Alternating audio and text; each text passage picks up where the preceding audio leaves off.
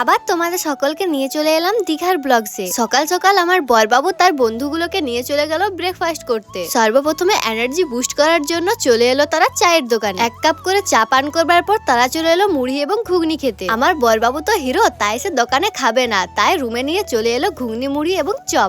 তারপরে বিকাল ধরে আমরা সবাই গাড়িতে করে বিরাইন গেলাম ওল্ড দীঘা ঘোরার জন্য।